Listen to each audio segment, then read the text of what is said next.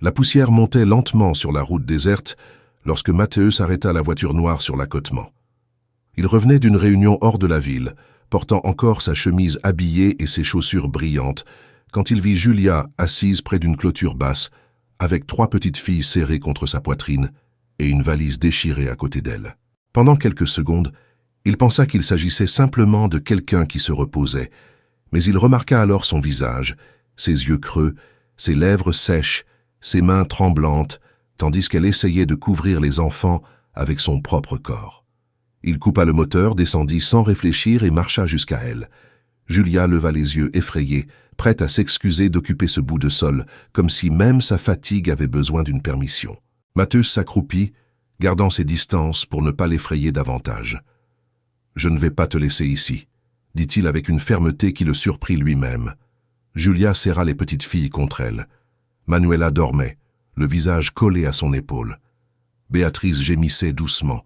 Laura, la plus petite, regardait Mathéus comme si elle essayait de comprendre pourquoi cet étranger s'était arrêté.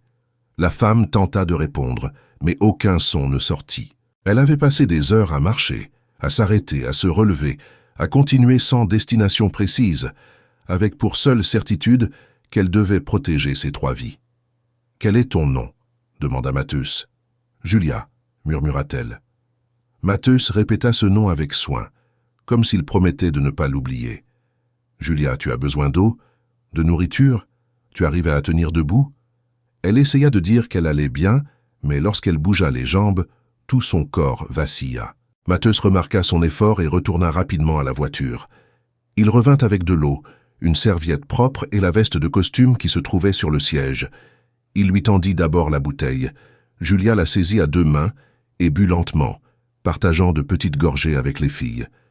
Ensuite, Mathéus lui tendit la veste. « Utilise-la pour les protéger du soleil. » Elle hésita. Le tissu était cher, propre, trop élégant pour une telle situation. Mais Laura commença à se plaindre de la chaleur et Julia accepta, arrangeant la veste sur les 3 enfants comme s'il s'agissait d'une couverture d'urgence.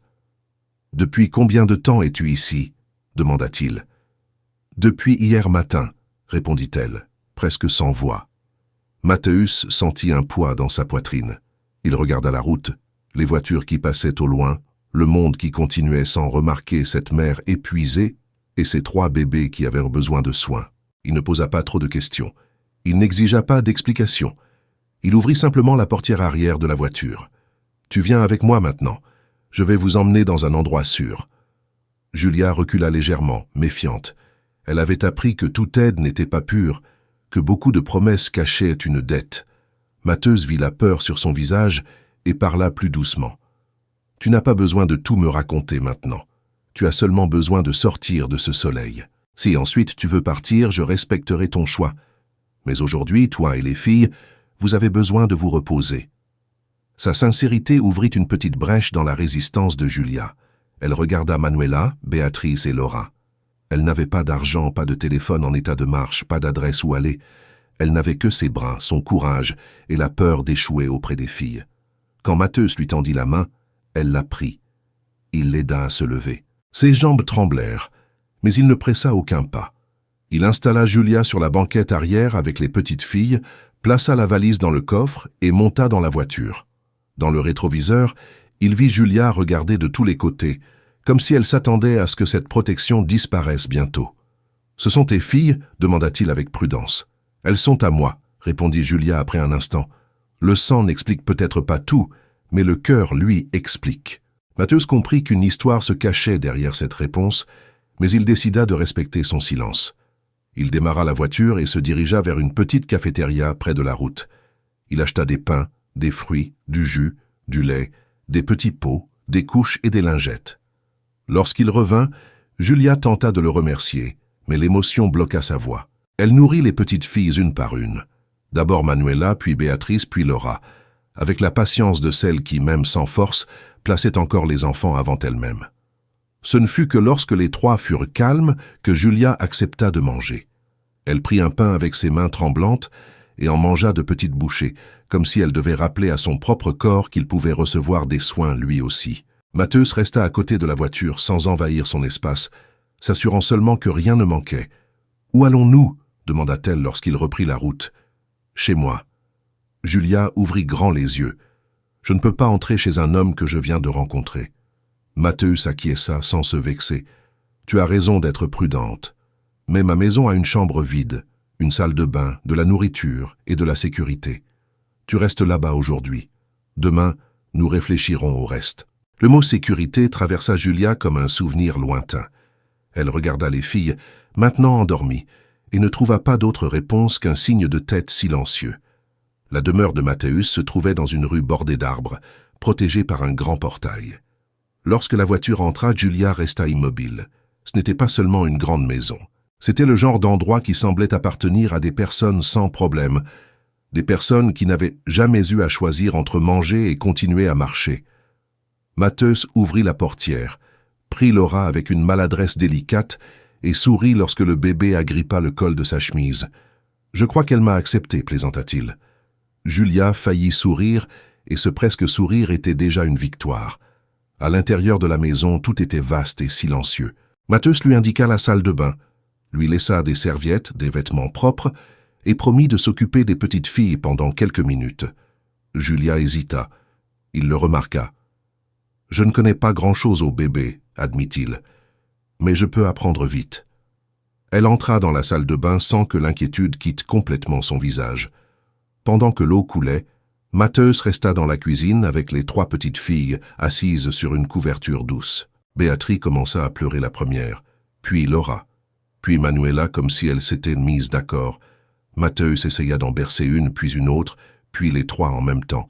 Il prépara des biberons avec attention, vérifia la température sur son poignet, se trompa avec le bouchon de l'un d'eux, renversa un peu de lait sur sa chemise, mais n'abandonna pas. Lorsque Julia revint, elle trouva Matteus assis par terre, tenant 2 biberons dans ses mains et un autre appuyé sur son genou. Les 3 petites filles tétaient tranquillement et lui ressemblaient à un dirigeant vaincu par un petit bataillon de bébés. « Tu vas bien ?» demanda-t-elle. « J'apprends », répondit-il en respirant profondément. Cette fois, Julia rit. Un rire bref, faible, mais vrai. Matteus la regarda comme s'il venait d'entendre la maison se réveiller après des années de silence. Cette nuit-là, après que les filles se furent endormies dans un lit entouré d'oreillers, Julia s'assit sur le canapé du salon et ne raconta que le nécessaire. Elle dit qu'elle devait recommencer, que les filles dépendaient d'elle, qu'elle ne pouvait pas permettre qu'elles soient traitées comme un poids. Matteus l'écouta sans l'interrompre. « Alors reste, dit-il, aussi longtemps que tu en auras besoin. » Julia baissa les yeux. « Je n'ai pas de quoi payer. »« Tu n'as pas besoin de payer pour ta dignité, » répondit Matteus. Elle pleura en silence, non par faiblesse, mais parce que ses paroles semblaient ouvrir une porte que la vie avait fermée depuis longtemps. Dans cette immense maison, entre les biberons et la peur, commença un nouveau départ que personne n'avait prévu. Le lendemain matin, Julia se réveilla avant le soleil. Pendant un instant, elle ne reconnut pas le plafond blanc, l'odeur des draps propres, ni le silence confortable de la chambre. Son corps, habitué à se réveiller en alerte, mit du temps à comprendre que Manuela, Béatrice et Laura étaient à côté d'elle, dormant paisiblement, leurs petites mains ouvertes sur la couverture. Elle respira profondément et porta la main à sa poitrine, essayant de contrôler cette étrange sensation d'être en sécurité. Lorsqu'elle descendit, elle trouva Matteus dans la cuisine, les manches retroussées, préparant du café et regardant 3 biberons alignés sur le plan de travail comme s'il s'agissait de documents importants. Il leva les yeux et sourit. « Bonjour. J'ai essayé de suivre les instructions de l'emballage, mais j'avoue que cela ressemble encore à une épreuve de mathématiques. » Julia sourit du coin des lèvres, prit l'un des biberons et vérifia la température. « C'est bon, tu apprends vite. » Il sembla satisfait de ce petit compliment.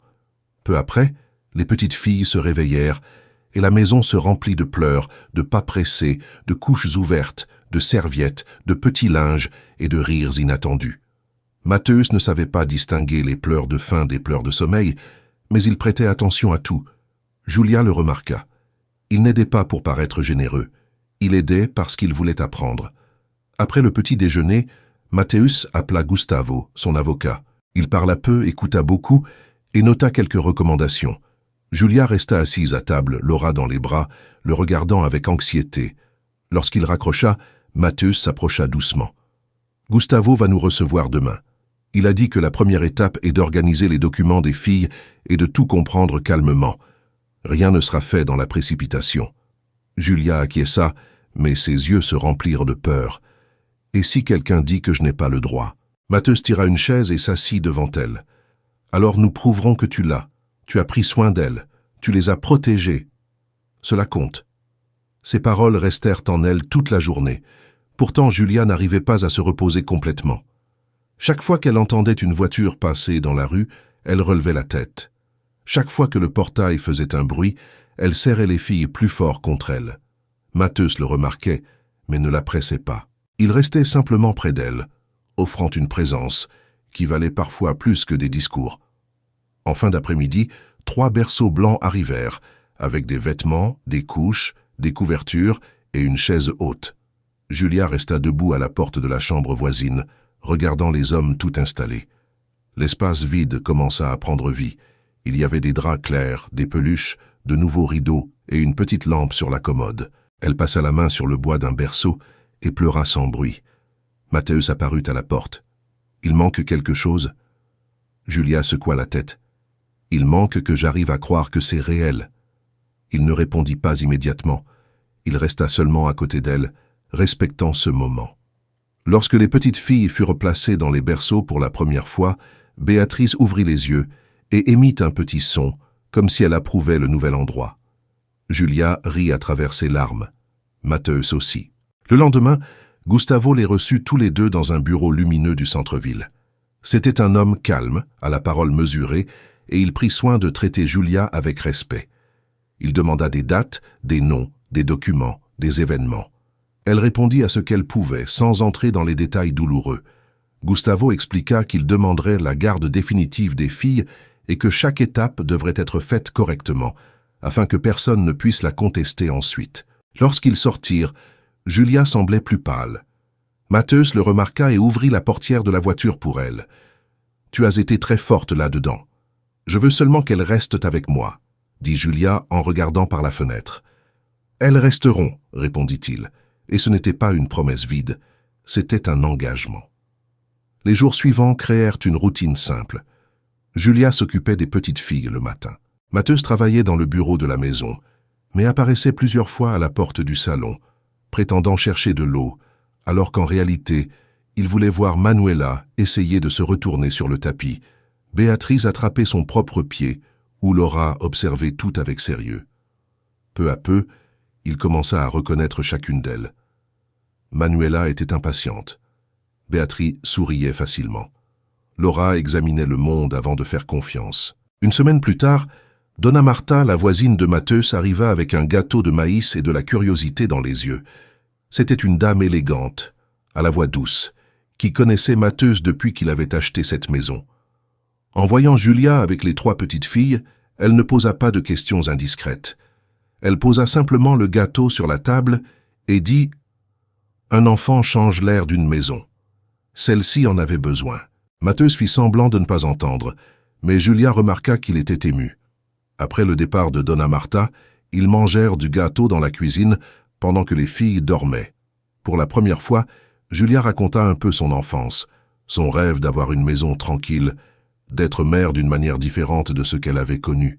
Matheus l'écouta en silence, sans essayer de réparer son passé avec de belles phrases. « J'ai acheté cette maison en pensant qu'un jour elle serait pleine, » dit-il ensuite.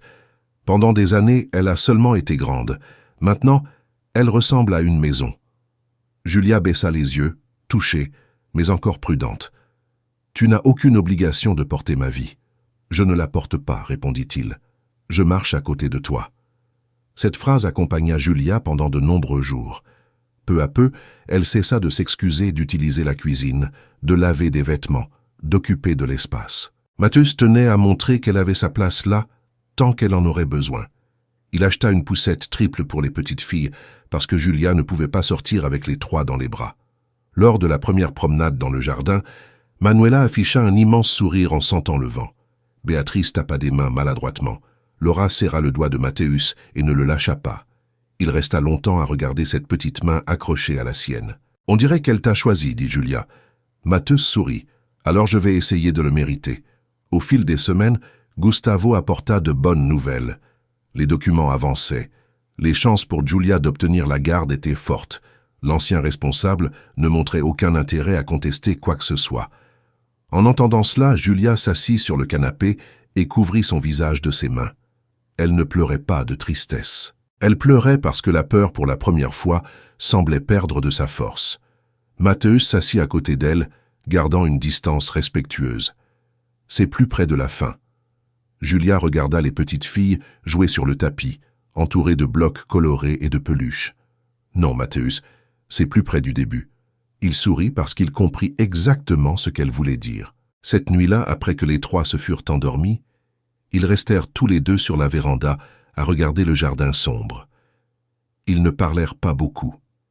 Ils n'en avaient pas besoin. Il y avait entre eux une confiance encore nouvelle, fragile, mais vraie. Giulia ne se sentait plus seulement accueillie, elle se sentait vue. Matthäus ne se sentait plus seulement utile, il se sentait nécessaire. Et lorsqu'une des petites filles pleura à l'étage, ils se levèrent tous les deux en même temps, riant presque de leur propre empressement. Ils montèrent ensemble, côte à côte, pour prendre soin de la petite famille qui naissait là. Matthäus prit Laura dans ses bras.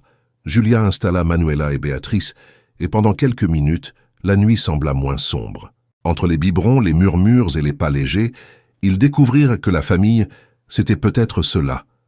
Rester quand il serait plus facile de fuir, prendre soin quand personne d'autre ne voyait, choisir chaque jour de rester sans promesse vide, sans aucune peur. Des mois plus tard, la garde fut confirmée. Giulia pleura en tenant les papiers, tandis que Matthäus serrait les petites filles dans ses bras, elles qui tapaient des mains sans comprendre. Cette nuit-là, ils préparèrent un dîner simple, avec des pâtes, du jus et le gâteau de Donna Marta.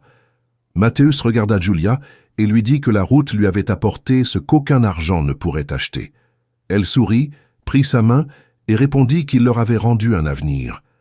Manuela, Béatrice et Laura grandiraient en sachant que l'amour ne naît pas seulement du sang, mais du choix quotidien de protéger, de prendre soin et de rester. Et de ce choix naquit toute une famille.